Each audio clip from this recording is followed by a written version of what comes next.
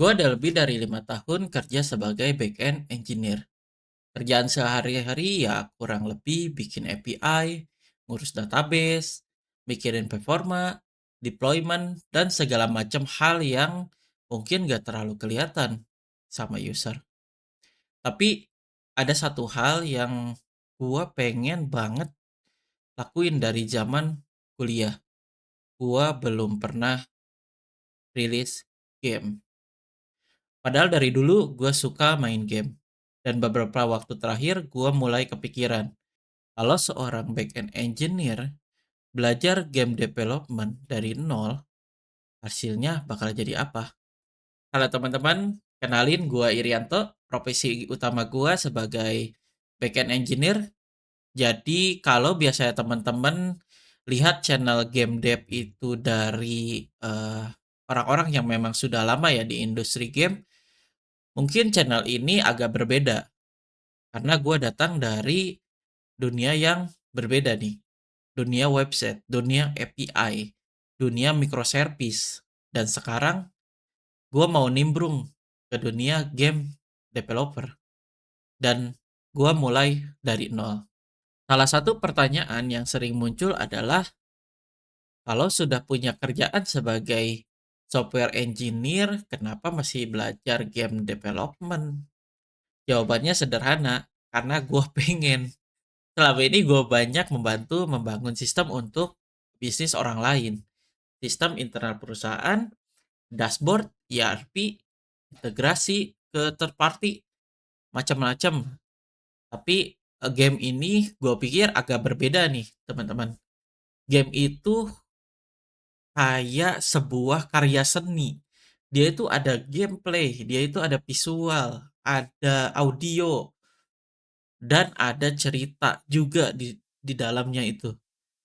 Dan yang paling penting, di sebuah game itu harus ada yang namanya kesenangan yang bisa dirasakan oleh pemainnya. Dan jujur aja nih ya, gue pengen banget ngerasain gimana proses membuat sesuatu hal seperti itu. Kenapa bikin channel ini? Alasannya simpel, sebuah dokumentasi. Gue yakin di luar sana ada banyak programmer yang mungkin punya keinginan yang sama kayak gue.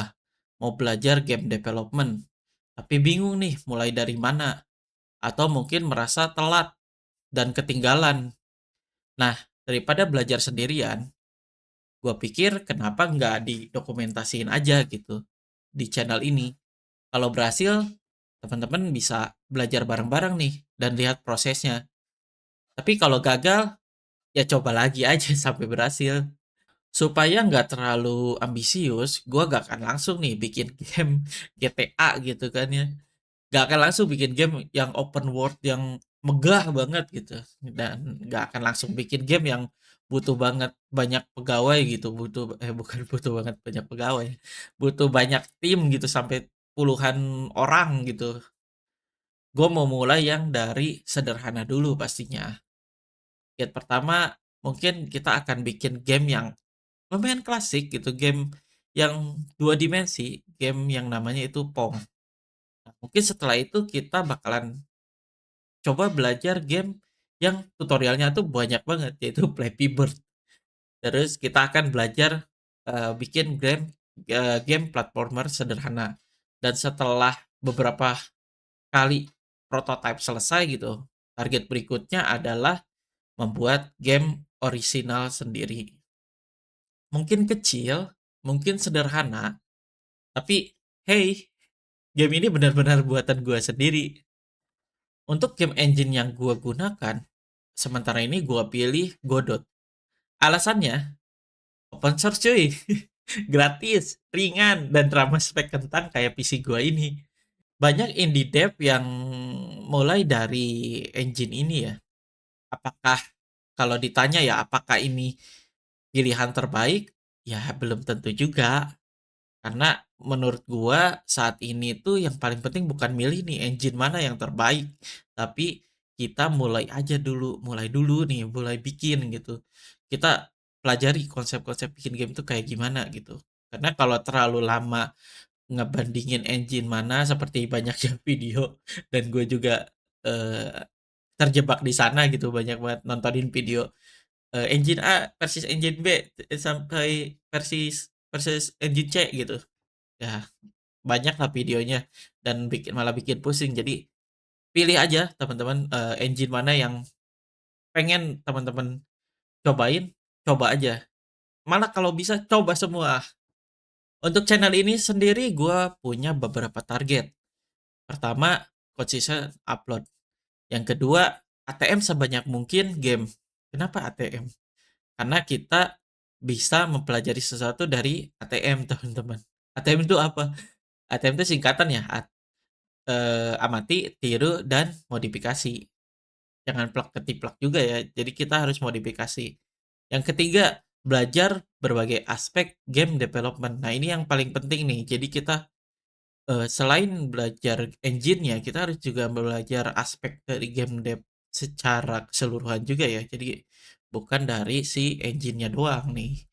Dan target terbesar gua pastinya suatu hari bisa merilis game yang benar-benar bisa dimainkan dan pastinya harus dinikmati sama banyak orang. Entah itu di PC, entah itu di mobile, tapi kita lihat aja nanti perjalanan ini akan membawa kita kemana. Sebagai penutup, jadi kalau teman-teman, tertarik dengan proses belajar development ya, dari sudut pandang seorang, eee, website engineer gitu ya, kayak gua itu sebagai backend engineer, mungkin channel ini bakalan cocok untuk teman-teman dan boleh di-subscribe. Di video berikutnya, gua akan mulai membuat game pertama gua dan kita lihat apakah semua pengalaman gua sebagai backend engineer akan membantu gua dalam game development ini atau malah nambah bikin pusing. Gua Irianto, sampai ketemu di video berikutnya. Let's the game begin.